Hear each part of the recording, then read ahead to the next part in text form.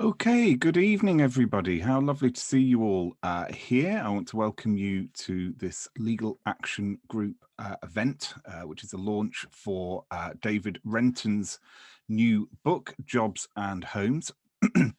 I'm very, very pleased to tell you that David Renton is here and is David Renton, and Sue James is here and is Sue James. Unfortunately, I'm not Liz Davis.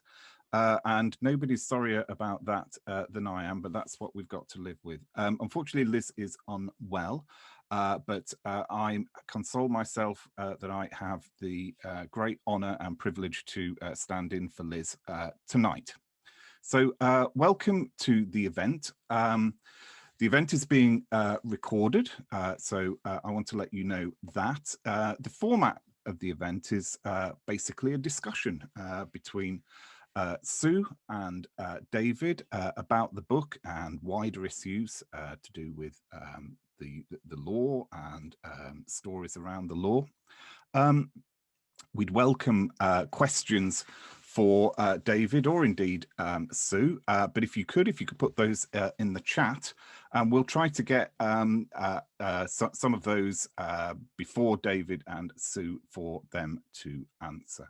Now, before we start with the discussion, Liz asked if I would read out something from her, and as I say, it's a great honour and privilege for me to do that, and I'll do that right now.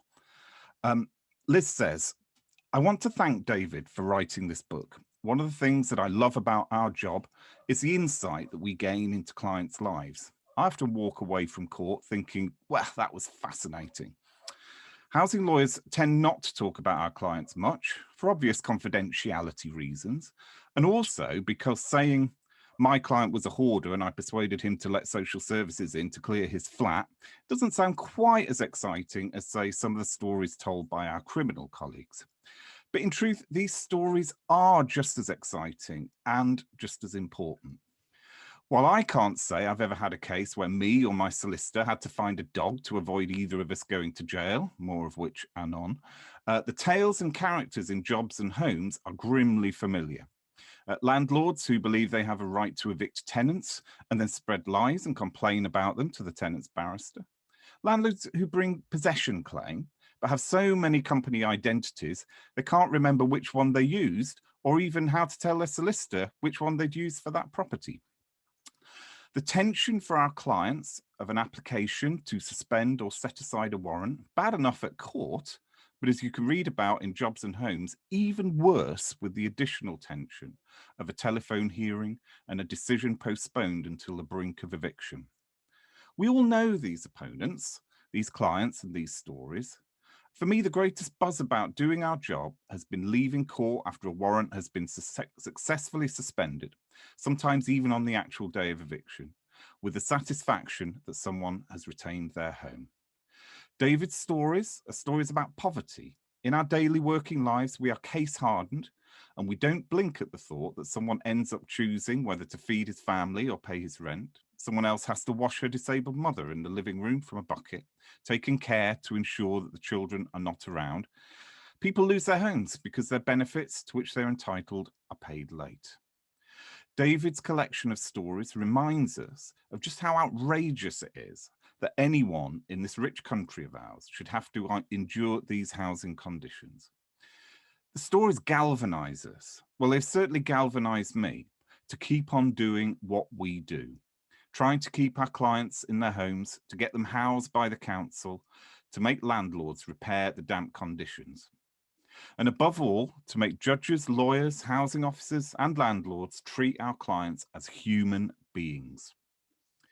Thank you, David, for putting the stories together and for telling them so clearly with compassion, humanity, and with, if I may say, an appropriate degree of rage. And I'd just like to echo those thoughts from Liz Davis as well. So let's get kicked off with the discussion, which I'm sure you're all waiting for. First of all, Sue James, can I just congratulate you on your new role as CEO of Legal Action Group? But could I now just get you to kick off the discussion with David, please? Thank you, Spike. Can can I just say that it's such a privilege to be here with David tonight. As my first book for book launch for LAG, but also because it's David. And David and I have spent many years working on the same cases together, which you'll find out soon enough, but also because the book is so beautifully written and it tells the story of what we do quietly every day as housing lawyers and employment lawyers. So David, I've got the book here, and I think hopefully everybody here has either got it or is going to buy it there. And the book's called Jobs and Homes. What did you mean by that? Thanks, Sim. Look, before I answer that, can I just say thanks to everyone for coming tonight? I mean, this would be the point of the evening where normally I'll be encouraging everyone to raise a glass and to toast the book. And obviously we can't do that under present circumstances, but I'm extremely grateful. As I look down the list of people who are here, there are people I see who've worked in this field for 20 or 30 years with extraordinary distinction. There are also people who are just my friends who I've known for a very long time. So thank you to everyone for coming. And that's the question, why jobs and homes? The shortest and least interesting answer is that I'm quite lucky as a barrister. The vast majority of us, of lawyers, work in a particular field. We might work in crime, we might work in immigration or family, but we get to know that field. We don't see the others. For me, right from the start, I've always worked in both housing and employment. And particularly in the last year, it's just been absolutely obvious to me. It was obvious to me when I started thinking about the book that we needed to have some discussion which tied these two things together. You know, I'm very conscious, for example, of, you know, when people go out to work, what for most people is the largest single expense that comes out their wages? And the answer is it's housing. I'm conscious of the way in which work itself has changed during COVID. We've had something like the first 6 months of COVID, the number of people claiming universal credit went up from 2 million a year ago to 6 million in the first 6 months. That's an extraordinary rise, and it's come about because people have lost their jobs in huge numbers. And that's obviously then had enormous impact on their ability to keep their homes. But even for people who've kept their jobs, what having a home means has changed. You know, every day we go to court and we try and get judges to think about disrepair and homes being dilapidated. And one of the things which our clients, certainly my clients, have been saying to me again and again is, you know, a year ago it was bearable. It was a spot of wall in a room that I only had to go into in the evenings and I could kind of avoid. But if you're in your house working and you're in your house 23 or 24 hours a day, suddenly that house is where you work, and suddenly the enormity of what that disrepair means grows. And you know, there are other connections you can draw out too.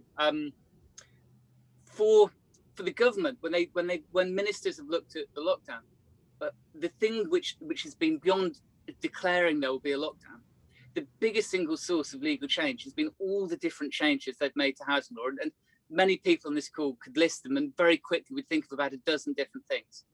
The possession hearings ban, the evictions ban, the letters to the bailiffs organisations, the S hearings, the R hearings, the changes to the CPR, etc., etc., etc. But all those changes have happened. They've happened because, above all, because people have been losing their jobs. So these two things are absolutely bound together. Maybe later also we'll get a chance to talk about some of the things which I'm optimistic about in terms of the politics of jobs and housing. One of the things which does make me cheerful is well, it doesn't make me cheerful immediately. It's a kind of grim reality which gives me the reason to be cheerful, is this, that there's a generation of people, they're not necessarily the ones who come to us as housing clients, but there are a generation of people who are renting, who didn't expect to rent, who are paying ever higher amounts of income. They know that compared to their parents, their grandparents, they're paying vastly more than before. And those people are starting to get organised. So, you know, there are all these different connections. I wanted to give people a book which tries to give a hint and a flavour of some of them. Thank you. And I think that link, that interconnectedness between you lose your job, you lose your home. And, you know, in my role as duty solicitor, a lot of the time, people would appear at court having done both of those things, or just about to lose their home. But also there might be a family issue or a health issue, and certainly lots of mental health issues that go along with that. And I think, you know, that's what I like about the book, is like starting to think about these things, about how, you know, we can't be kind of singular in the way that we approach them. And I think, you know, you probably are unusual as doing housing and employment. I don't think there's probably many barristers that do both of those things and have that kind of involvement. So I think it's good that we're starting to do that. And picking up on something, what Liz had said about stories and that kind of whole thing behind, you know, seeing an insight into other people's lives and the things that happen to them. So the subtitle is Stories of the Law in Lockdown. So tell us about the stories. Well, I'm just going to talk more, not necessarily about, we'll hear quite soon one particular story, but more just about stories in general and why a book that's structured around stories. Like lots of people in school, I've got a sense that, you know, things are changing very fast for our clients. Things, you know, that we look at, you know, we know that in-person hearings are going to resume. We know that there are hundreds of thousands of people who've been served with Section 21 notices. There are all sorts of ways in which you can try and raise that scandal with people. You can do it through press articles. You can do it through writing books aimed at new generations of lawyers and trying to encourage them to work in the field. And my book tries to do some of those things or open the space for those things. But I wanted it to be based around stories, because if we're going to win any of the battles about what kind of housing law we want, we can only do that by talking to a much wider set of people that know about housing law already.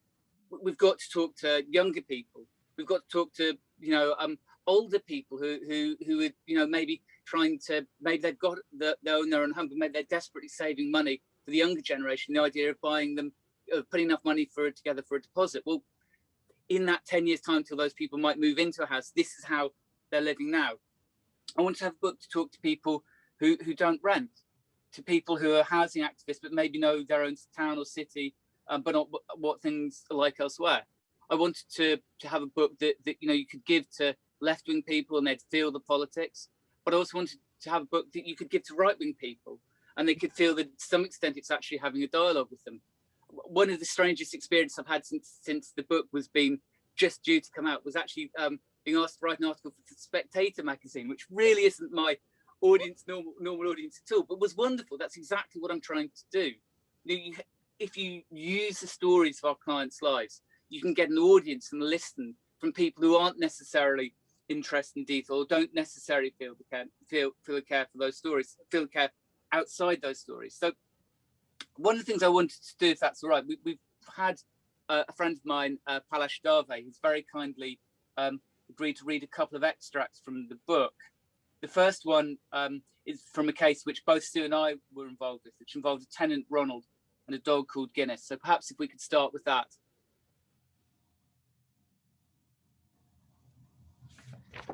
By the second week of January, I was due to represent another tenant, Ronald.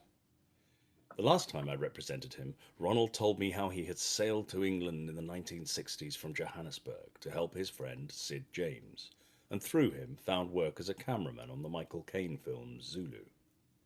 His first circle of London acquaintances included the actress Hattie Jakes, with whom Ronald fell briefly, gloriously, and unrequitedly in love. After that, he had worked as a lorry driver. "I'm 62. I need to get back to it," he said. And I didn't have the heart to tell him that he was a whole decade older than he had just said. Ronald had been an alcoholic for 20 years, ever since his son died in an accident while visiting his mother. For the last 7 years, he had given all his love to a Staffordshire Bull Terrier, Guinness. Ronald wasn't able to walk his dog as much as he needed, and Guinness barked all through the night. The other tenants demanded Ronald's eviction. Before I was instructed, a judge had ordered possession against him, but suspended it on terms that Ronald rehouse Guinness. I was asked to represent Ronald for the first time at an eviction hearing. The landlord complained that my client had breached the order suspending possession. But he would not or could not give up on his dog. "I love him," Ronald said. "If you take Guinness, it will be like taking me out in a body bag." 2 friends were at court with him, Anthony and James. Ronald's solicitor, Sue, offered the court an undertaking to remove the dog herself and take it to his friend Anthony's home. This was a piece of bravery on her part. If the undertaking was breached, for example, if Ronald refused to let her move Guinness from his home, The landlord could have brought Sue back to court. A judge might even have jailed her. Sue spent the next few hours hunting for the dog, beginning at the flat where Guinness was supposed to be, searching through Ronald's friends' homes until she found the dog. Once Guinness was located, it turned out that the occupant of the flat had lost his keys and locked himself out. Ronald's friend James found a stepladder, but the ladder was too short. The 5 p.m. deadline was minutes from being breached. Okay, so at that point, maybe I should pass over to Sue. Perhaps you could tell everyone listening a bit more about your involvement in the case, perhaps before the parts which are described in the book. Thanks, David. Yeah, that reading brought it all back and actually sounded very much like him. It took me back to that Brentford County Court and sitting outside in the waiting room with him banging his fist and saying, "I've had him since he was a pup. I can't leave him." I think I picked it up the case at Brentford County Court as duty solicitor, and I was just really surprised that he turned up in our office in Fulham, all the way from, coming the other side of London. And as the case developed, he started to tell me things about his life. And what I wanted to do was to kind of uncover, we talk about telling the stories, but, we start off by trying to tell the story to the judge so the judge can see our clients as real people. So then he starts to tell me that he was a cameraman on Zulu and he'd come to the UK to make his fortune, which was lovely. And then after the death of his son, he took to drink, and then, his refuge became his destruction, really. And so I got to know him quite a bit. And Marina Sergides, who will be here tonight watching, was the barrister originally instructed, and we tried long and hard on the day of the hearing to try and sort something out.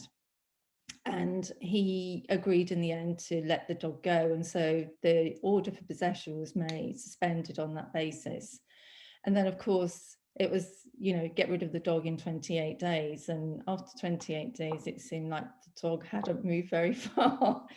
Hence, when David comes in and you represent him on that day, and I'm doing duty solicitor. So while I'm doing duty solicitor, you're trying to do the case. And I say, look, I'll have the dog.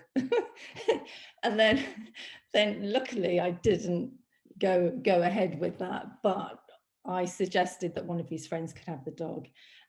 And yeah, I remember you saying to me, we're going to need more than this. He's not done it. He's not given anything. And so I just said, right, I'll give an undertaking to take the dog out.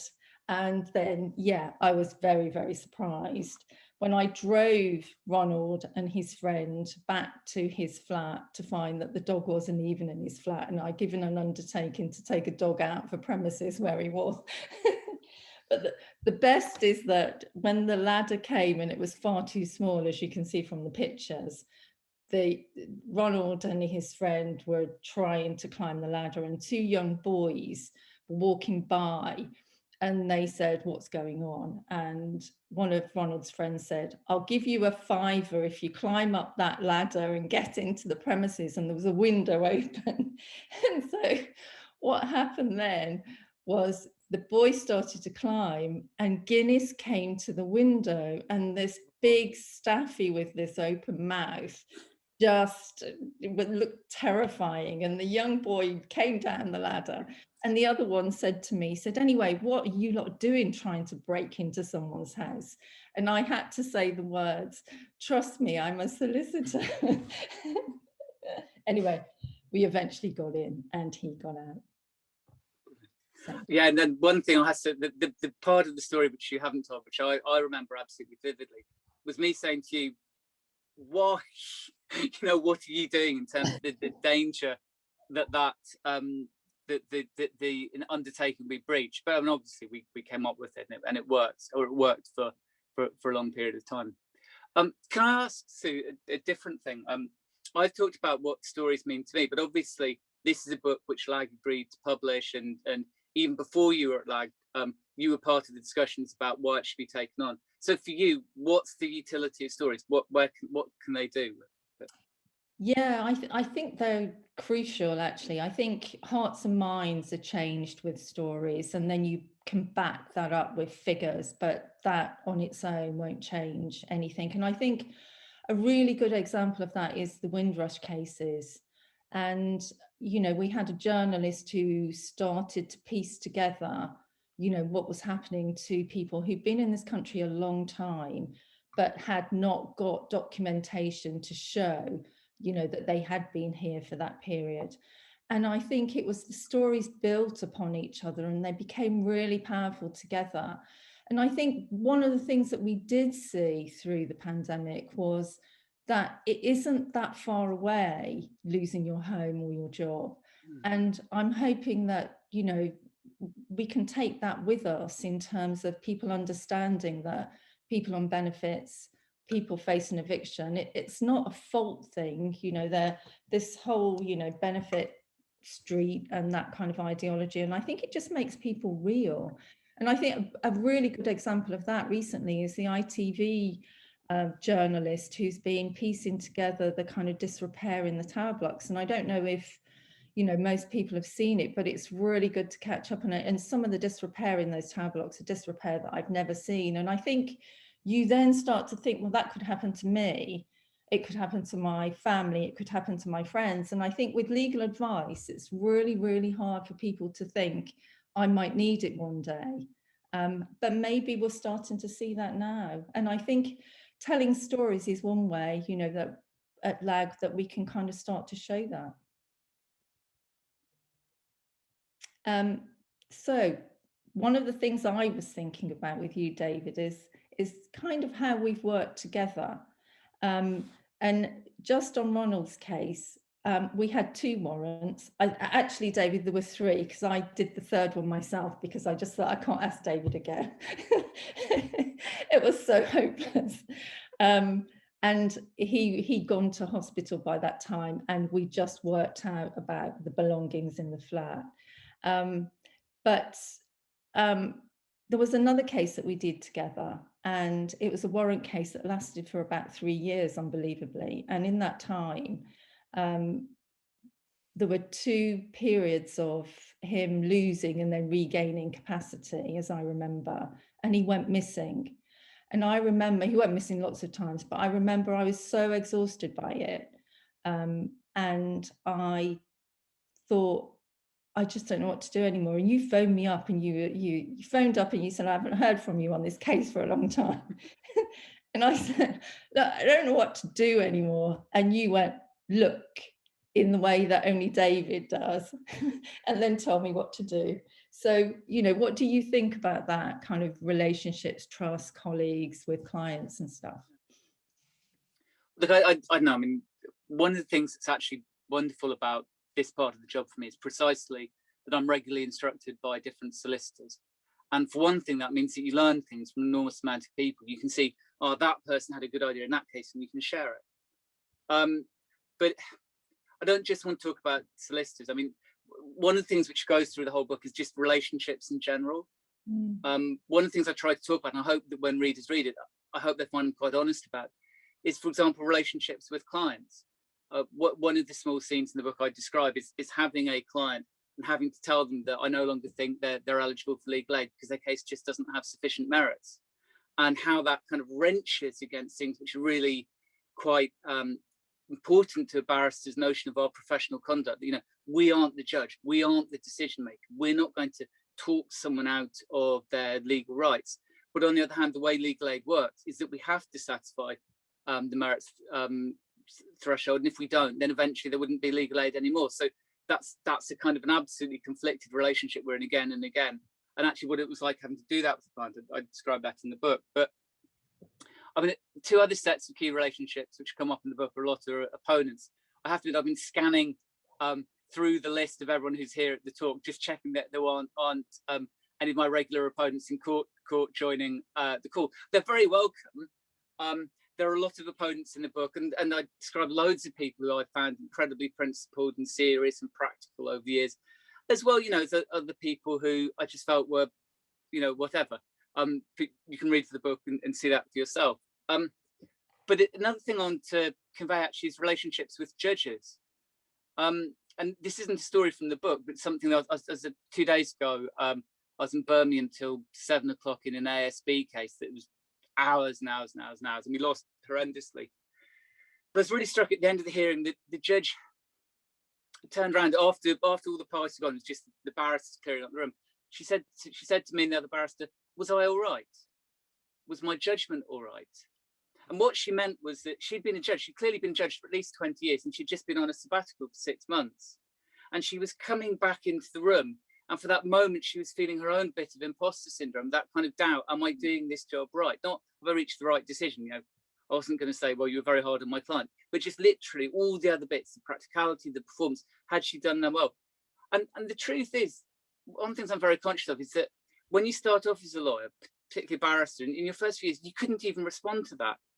You're so busily staring at your own shoes and thinking about how you're doing, you don't properly see everyone else in the room. You don't learn to see them as full human beings who've got all these different things going on in their head. And I hope, again, that's something that people get from the book, that I've tried to be, you know, understanding, even when I think my opponents have been anything. I've also tried to understand and explain why people get into those sorts of situations and how housing puts them in that situation too. David, before we move on, I wonder if you might say something about digital hearings.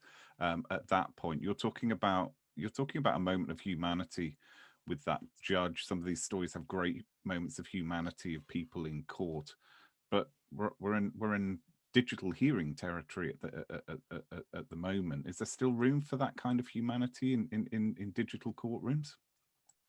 I think it's particularly hard in housing. I think I feel it much more strongly in housing than I do in employment, that there's a problem. One of the things that's characteristic about housing law is that so many of our hearings are 1 day or less. And those could even be really quite complex and high status cases. You know, Section 204 homelessness appeal is a 1 day trial. Now, whenever you're in a 1 day hearing or less, particularly digital hearings, which are 1 day or less, it's really, really hard. I found that again and again in the video hearings that because I'm in court, I'm representing my client, therefore the client's switched off. You can't see their face. There's no visuals. You can't even hear them. You have to actually fight and persuade the judge to let your client speak, and that becomes a battle because it's unexpected. And it sort of reminds you how much of just ordinary barristering is even about, even in a normal half day or 1 hour or 2 hour hearing in person, how much of it is about having your client there. You know, we've heard a lot about warrants. I mean, a typical warrant might be your client's due to be evicted. You're saying they're definitely going to pay the rent this time. All their life's changed. They've got a payment plan in progress and it's for real. While you're talking, you hope, your client's sat there next to you nodding frantically and the judge is looking at them and trying to work out. And they're trying to take a cue from their body language. Yeah. And this becomes in housing such a large part of our advocacy because so many of our hearings are done at these sort of relatively short processes without witnesses, without statements, without a proper opportunity to give evidence. And if you take that out, I think that I won't necessarily say that means that every digital hearing is unfair, but there's something we've lost, and there's a danger of unfairness. And again, that's something I do write about in the book. Now, can I just pause there if you don't mind? I want, if it's all right, I'd like us to play the second extract from Ronald's story, and then perhaps I could ask you a question about that. For months I had been telling people Ronald's story. It ended with a victory. Guinness was moved. He was placed in Anthony's care where Ronald could visit him. Sue and I had saved Ronald's home. His case was not supposed to come back to court. In January, however, the landlord had again applied for eviction. Despite all of Sue's and Anthony's best efforts, Guinness was back living with Ronald. As for Ronald, he was barely able to turn his face and speak to me. His clothes were dishevelled, his face shrunken, his hair hung wildly down. I asked him whether it was true that Guinness had returned. "Why does he have to go?" Ronald said. "I've had him since he was a pup." I told the judge the story of Ronald's life, how vulnerable he was. The problem was that we were before the same judge who had ordered possession. He had heard it all before. "This is a difficult case," he said, before rattling through a 2-minute judgment ordering Ronald's eviction. Afterwards, Sue tried her hardest to keep up with Ronald. He was an old man. In principle, the local authority should have rehoused him, but it refused, citing Ronald's loss of his home and the complaints about Guinness. While the council made its excuses, it became harder and harder to take any instructions from Ronald. He barely talked. He spent his days sleeping on a sofa in his friend James's flat. Ronald complained of stomach cramps and was admitted to hospital. James tried to look after Guinness, but one night the dog ran off and a new home had to be found for him. Ronald was worn down by grief and misery. He did not leave the hospital alive. So, question now for Sue. The story I've given there ends with Ronald's death, but it's right, isn't it, that wasn't the end of your involvement? You remained involved in the case even after that. Could you tell everyone today how that went? Sure. I also remember, David, on the second warrant that you did, before I tell everyone that I tried to convince you that he didn't have capacity. And you rang me and you were like, he's definitely got capacity. And I was thinking, oh no, you saw through that ploy. Yes, I continued to help, and actually Ronald's friend also got into rent arrears, and his case was referred to Ealing Law Centre, so they picked it up. So thank you, Vicky, for that. But I went to see him in hospital because, as you say in that clip, he was ill and round at his friend's house, not knowing that he got stomach cancer, and told me that he thought he'd had a couple of bad eggs. And so it was just incredibly sad.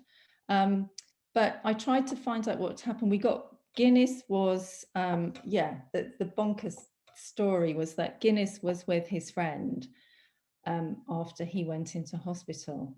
And because he was also an alcoholic, he just let Guinness out. And one day Guinness didn't come back. And so Katie White at Ealing Law Centre kept on looking on rescue places because he got picked up, and we eventually found out that he got rehoused, which is brilliant. But what happened then was I was in touch with the council, and they were going to let me know when the funeral was and to try and find out if he got any next of kin, which I said I didn't know that he had, and it didn't seem as if he did have any. And so he then put me down as next of kin and notified me when the funeral was. And so I felt like it was my duty to go. And so one sunny late spring morning, I went along with Katie and met James there. It's 9 o'clock in the morning. There's going to be 3 of us at the funeral. And this woman turns up with the most enormous bunch of flowers. And I was just like racking my brains to think who it might be. And she stood next to us and she said, "My dogs love Guinness." And I thought, who is this? And she said, they'd bark at each other all night long. Mine would set Guinness off and Guinness would set them off. And I suddenly realised it was the neighbour from next door who'd done 4 witness statements against Ronald. And she turned to me and she said, "I don't know why Ronald didn't get any advice. I told him to fight it."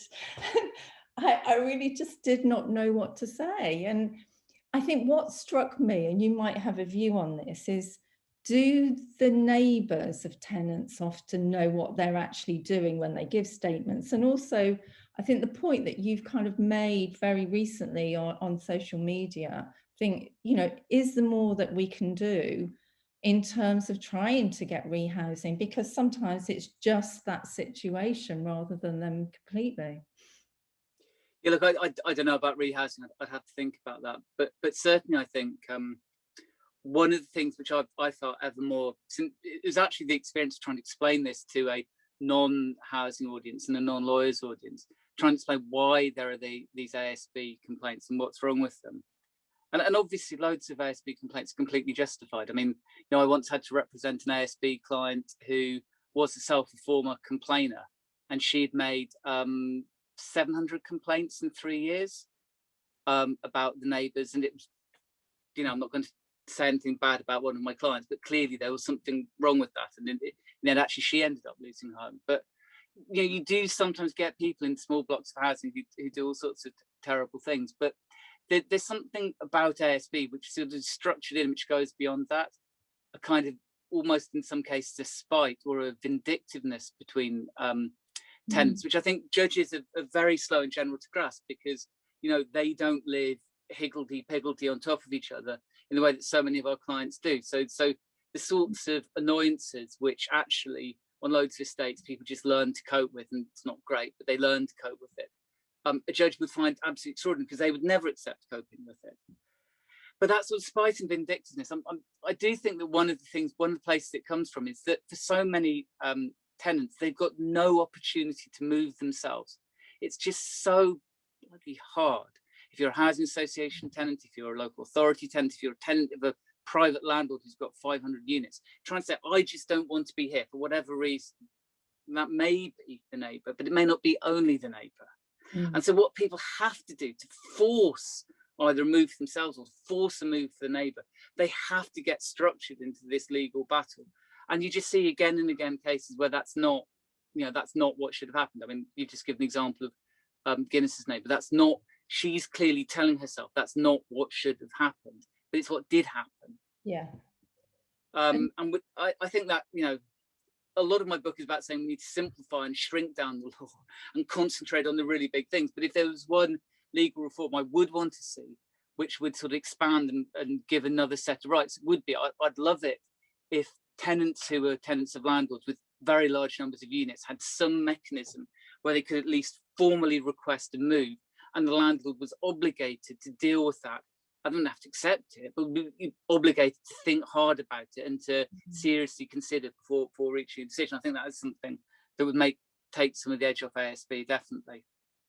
And also, I think with ASB, there's a whole thing around, you know, the closure order is something that I've always thought was so wrong, because you've got really vulnerable people who've been cuckooed and, you know, they're exploited. And yet when they get to the criminal court and a closure order is made, they don't know, the magistrates don't know when they're making that order, that means that the tenancy is pretty much going to end, because, you know, it's an absolute ground for possession. And I think, you know, we started to do at Hammersmith and Fulham, we were working with Commons to try and get representation at the closure order. But obviously there's 2 days notice. It's really, really difficult. But in Ronald's case, the problem was the dog wasn't being walked. So I did spend a day trying to get social services involved to see if we could get someone to walk the dog. Because why do you need to evict someone because the dog is fouling the communal stairway? You know, can you get someone to walk the dog? He keeps his home of 20 years. So it's kind of thinking wider sometimes about these things.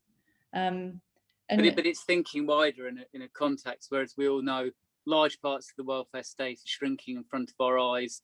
You know, again and again, we're looking at people who've got sort of mental health issues, drug addiction issues, for which at one point there have been significant networks of support, and they're shrinking. And then the court becomes the only place where you can actually talk about those things, unfortunately. Yeah, and with social care as well. And you mentioned numbers there, and what shocked me in your book was the stuff on, I like this reference to hoarding homes.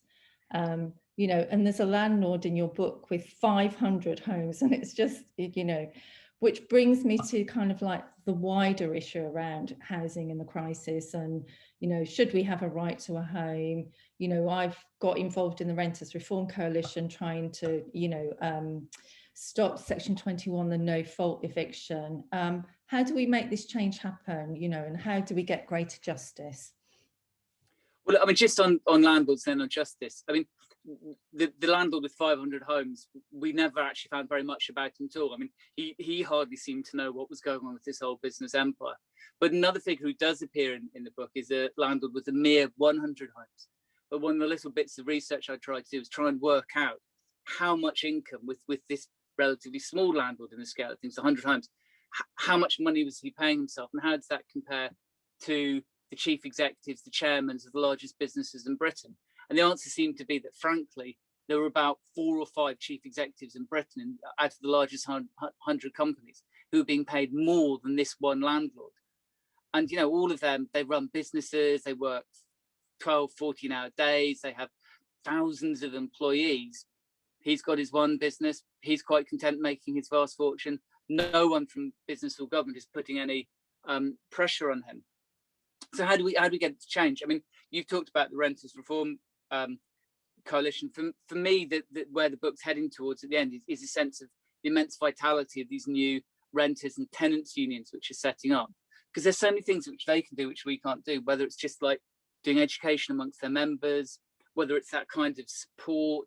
Sometimes it's about research for cases. You know, if we're solicitor, we've got a landlord, say, who's not paid the deposit, and the landlord's saying, oh, well, you know, how was I supposed to know? We're not going to go off and do lots and lots of work to find out that actually that landlord's got 20 other homes and they've been a professional landlord for 30 years. But in a renters union, there are all sorts of volunteers who'll do that sorts of things.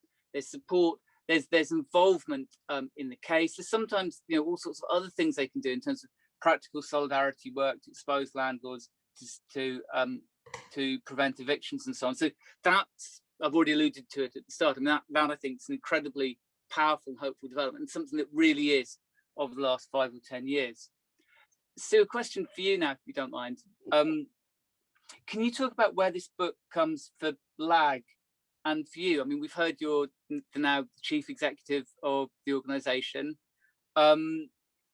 What's your sense of what you can do? You've mentioned Renters Reform Coalition. Is there more than that you can do? What's the big picture that this book fits into? Yeah, I mean, I suppose the question is, why? I'm a housing solicitor. What am I doing here? I think my core will always be housing, and obviously I know so much and have kind of seen so much, but I think it's that frontline experience that I'm really hoping to kind of bring to LAG, because I've seen the clients, you know, and I've worked with the other lawyers, I've worked with the barristers and stuff. I've done research in Canada and Australia on alternatives and looking at kind of multidisciplinary practice. And it seems to me there's a lot to do. And I say that in my first editorial, and the, you know, the stuff that the government is doing, it's just like the attacks, you know, and we know all the things that they say about us as lawyers. But I think LAG's, it's really timely, and I think LAG is 50 next year, and I think it's an opportunity to reflect, but it's also an opportunity to look forward. And as I say in my editorial, it's a conversation, and I want to have lots of conversations with, we've got something next month, housing and poverty. I've been thinking about miscarriages of justice because I've always wanted to get involved in those. You know, there's loads of stuff on women and prisons. You know, they want to build more prisons places for women, and it's not good. You know, we need to be looking at alternatives. So I see it as, you know, and I want you talk about campaigners and activists potentially, but there's a lot of work to be done with non-lawyers as well. And I think LAG started off being very much for lawyers and non-lawyers. And I think I want to bring people together to have these conversations and to have a unity around what we're doing against the attacks on the clients that we want to kind of, you know, help really. So that's probably, you know, I probably said that in my job interview or something like it, which this feels like. Thank you, David. Well, I certainly didn't mean to put you on the spot. No, it's fine. No, it's good, because I think it's about having a conversation. And I think what I would say to people is come and have a conversation with me, because I'm really interested and I'm really collaborative, and I want to take that kind of forward with what LAG's about. You know, we've got some great books. And, you know, we've got great publisher Esther, and the staff at LAG, you know, the magazine with Louise and Mark is brilliant. And I really love the fact that we started to look at these other books, you know. And I think with LAG, you know, doing the law and practice, you know, showing people how to do things to kind of assist with the work that we do. But I think, you know, I went to LAG last year I suggested your book I suggested LAG to you, didn't I, when you were looking for a publisher? But also I did Justice Matters last year, you know, and it was just like a gaggle of, you know, activists, Simon including there, and a few others thinking, you know, we need to document what's going on in this pandemic, a little bit like Jobs and Homes, because your Jobs and Homes is like, it is a memoir. There's lots of you interface within the book, which, and the things that happen to you, and it's your story that you're telling through the book too, which is lovely. But I think what I realized with your book and with Luke Clemence's book, Clustered Injustice, is there's a need to talk about why we do the things we do and what needs to change. And I think that's an exciting thing to be doing with LAG. Well, should we pass it over to Simon there, because that's all the questions we've got for each other. Wonderful, thank you very much. What a really fascinating discussion from both of you. Thanks very much. Just looking at the chat, it seems that housing law and pets is something that really resonates with the audience. So some kind of book that brings those two things together needs to be LAG's next aim, it seems to me. I'm really happy to say that I can throw off the mantle of being Liz Davis, because actually Liz has braved it and managed to come here. So Liz, I wonder if I could bring you in, please, to ask a question of our brilliant panelists. Thank you very much, Simon, and thank you for stepping in for me. I'm much better than I had expected to be. And having been in hospital all day, I thought that I would be unwell, and it wasn't fair to put the burden on Dave and Sue. So thank you for that.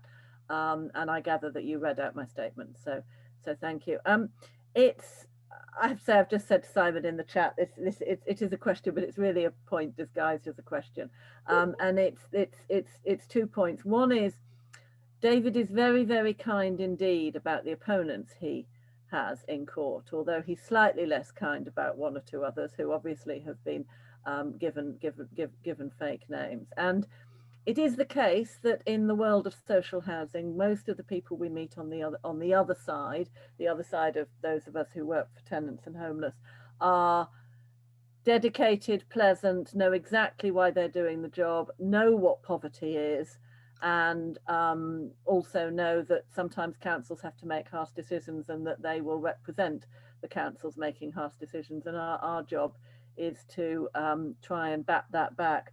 What strikes me, given that the underlying theme of Jobs and Homes is poverty, is that legal aid is the great leveller, and that all the clients whom David describes in the book, some of whom are treated well by our opponents and some of whom are treated very badly indeed by our opponents and by judges, viz the 2-minute decision on the third warrant application that we've just heard about, that for Ronald, they'd all be subject to 2-minute judgments the moment they turned up.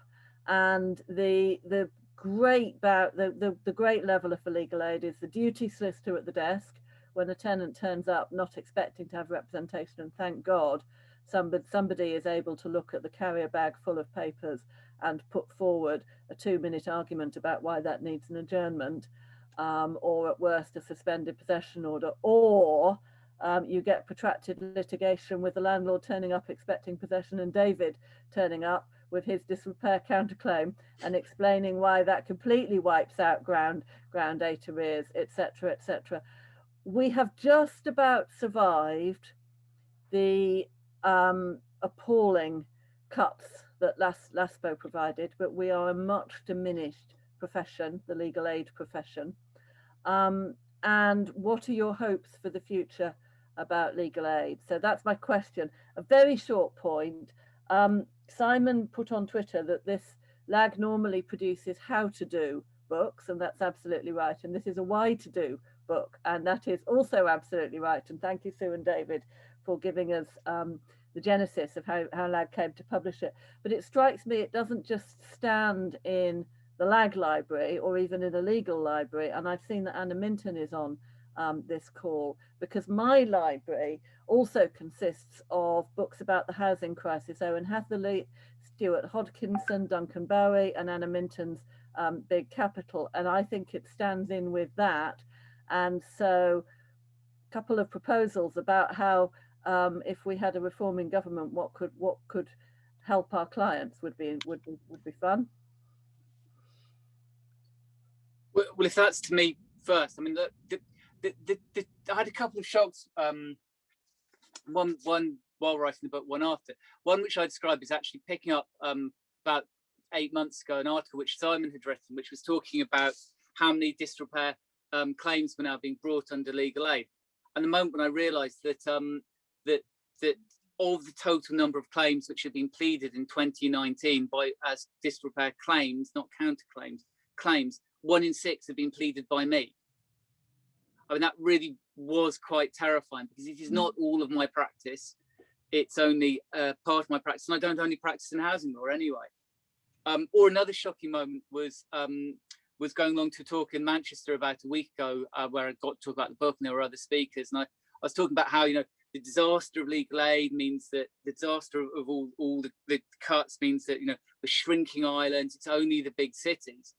And someone had to say to me, look, it's very good of you to say that, but, you know, in Manchester, we did have 6 law centres not that long ago, and now we're down to 1. And we wouldn't have got the 1 if it hadn't been for people in the last 10 years taking the initiative to set it up. So, you know, the areas of protection with adequate protection are shrinking. The areas of access to lawyers is shrinking. And obviously that everyone on the, or many people on this call will know that, but that's the real problem. The one thing I would say, perhaps, I can't say that any particular hope on it, but I think that one thing I would say, it's more a tactical point. I think that lots of people in Parliament understand that LASPO was a disaster and understand the case for reversing much or all of LASPO. The argument we haven't won, which we desperately need to win, is that the legal aid means assessment is terrible.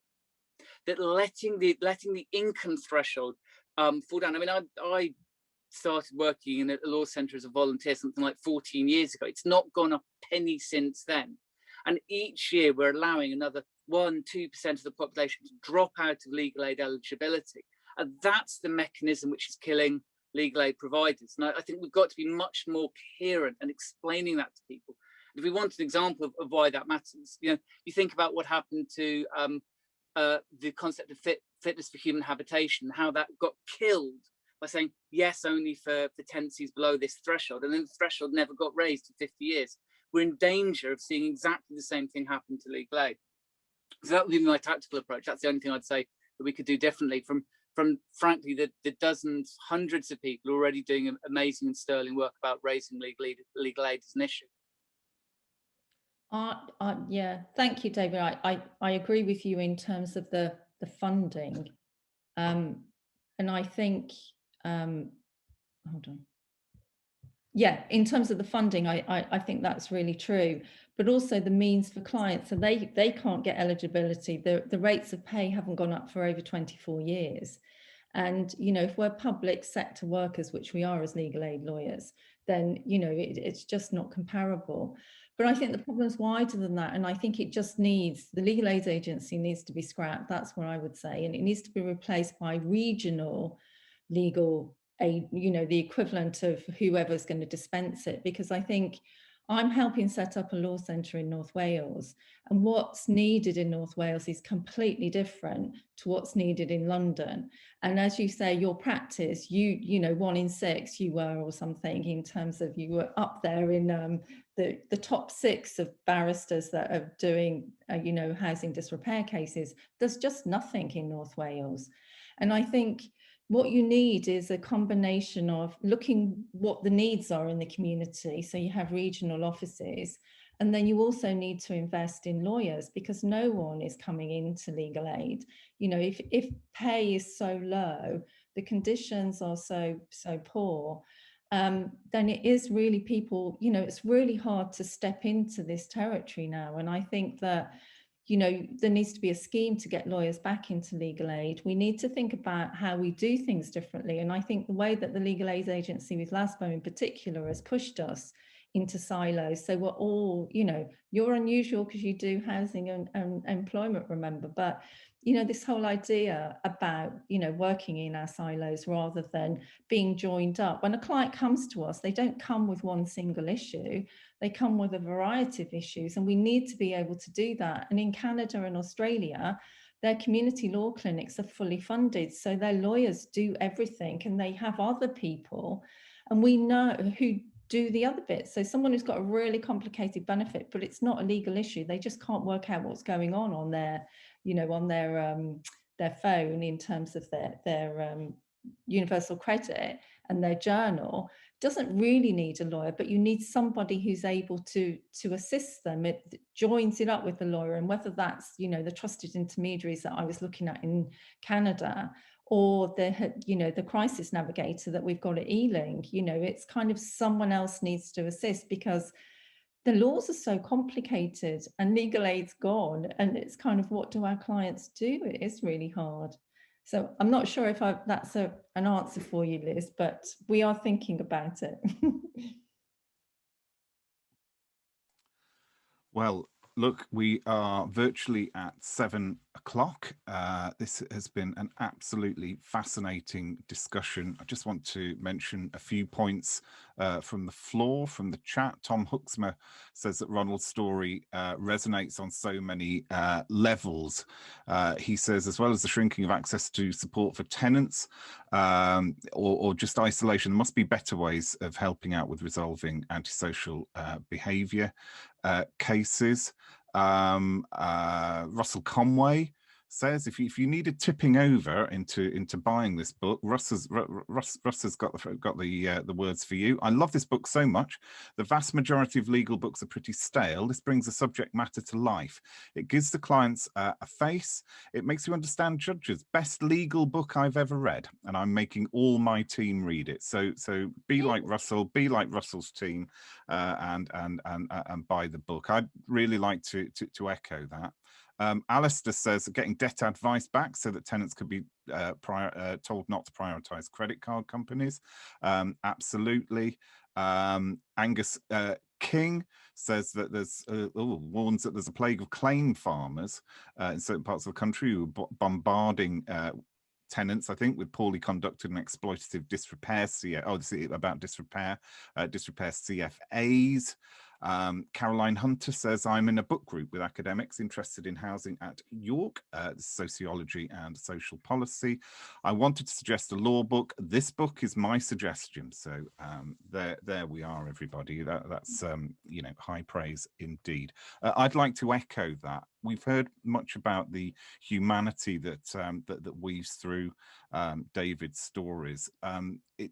It's not without a really stringent seam of politics, though, and that is a very, very important part of this book. These are not lightweight stories at all. They are incredibly vital. Liz, David, and Sue were talking about, you know, what's the path forward. May I say that I think this book, and also the work that LAG is doing generally at the moment, is leading the way forward. And again, just to plug the book, I think it's really vital that as many people in our sector read it, but also outside of our sector as well. Just a few more plugs coming up. If you've enjoyed this discussion, there is a podcast available where you can hear more of David discussing the book, and also his thoughts on punk rock music of the late 1970s. A real treat for everybody there. I've just put my John Peel voice on for a moment. I also want you to please save the date for the 17th and 18th of June, when LAG will be holding a housing-themed conference. So that's 17th and 18th of June. None of you will want to miss that, so you better get it in your diaries now. Jobs and Homes is, of course, available from Legal Action.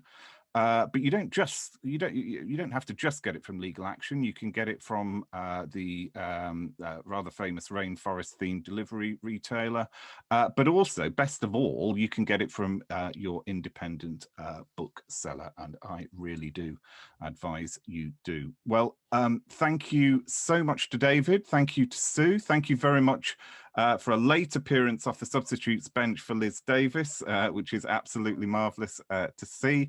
And it just falls to me to thank everybody for coming. Hope you enjoyed the discussion. We hope to see you on further LAG events soon. Thank you very much.